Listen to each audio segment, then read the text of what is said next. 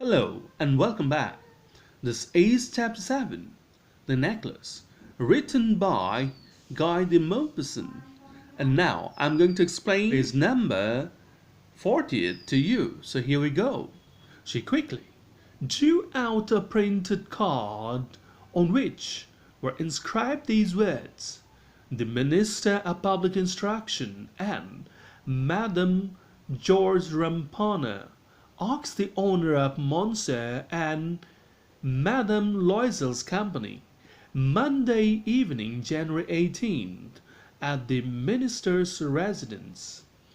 Instead of being delighted, as her husband had hoped, she threw the invitation spitefully upon the table, murmuring, "What do you suppose I want with that?" So here this line says, she received the envelope presented to her with some interest, and then, quickly taking it out with curiosity in mind, she discovered a note printed on it which said, "The Minister of Public Instruction and Madame George Ramponner, the host, wish to get the company of Monsieur and Madame Loisel on Monday evening, dated 18 January, at their residence." Mr. Loisel had thought she would be excited getting the invitation to such a big party, but instead of being happy, it brought gloom to her, and then contemptuously she threw the card onto the table, murmuring what he thought she would do with such an invitation. Next part now. "But, my dearie, I thought it would make you happy. You never go out, and this is an occasion, and a fine one. Everybody wishes one, and it is very select. Not many are given to employees. You will see the whole official world there."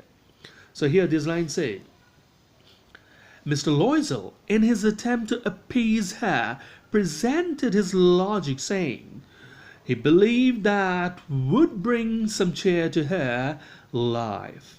It would be a nice change for her, since she never went to attend a program, and the party provided the best of the opportunity. It was a party meant for the aristocrats and officials. He was a fortunate one to get in, because only a few were given to the employees. Next part now. She looked at him with an irritated eye and declared impatiently, "What do you suppose I have to wear to such a thing as that?" So here this line say, his words failed to lift the spirit of his beloved. On the contrary, she fumed at him and asked him vigorously what he thought she had to wear to such an important occasion as that. Next part now. He had not thought of that. He stammered, "Why, the dress you wear when we go to the theatre? It seems very pretty to me." He was silent, stupefied in dismay at the sight of his wife weeping. He stammered, "What's the matter? What's the matter?" So here this line say, Loisel was taken aback at the sudden emotional outburst of Matilda.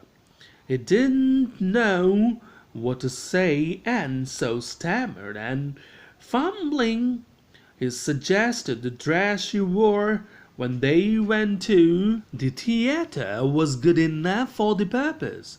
But at the very next moment he was stunned to find tears in the eyes of his wife. Not knowing how to react, he asked again to let him know of the issue causing distress to her. Next part now. By a violent effort she had controlled her vexation and responded in a calm voice, wiping her moist cheeks. "Nothing. Only I have no dress, and consequently I cannot go to this affair. Give your card to some colleague whose wife is better fitted out than I. So here this line say, she made great effort to control her anger and emotional outburst, and then, responding in a calm voice after wiping her tears, said it was nothing. She was only thinking about her dress. She was not having one suitable for such an occasion. Then proposing, she asked him to give the card to some friend of his whose wife had nice dresses and jewelry for such a big party. Next part now. He was grieved, but answered, let us see, Matilda, how much would a suitable costume cost? Something or that would serve for other occasions, something very simple. So here this line say, Loisel was upset with her reply. But then, in a positive note, he said he would consider the case.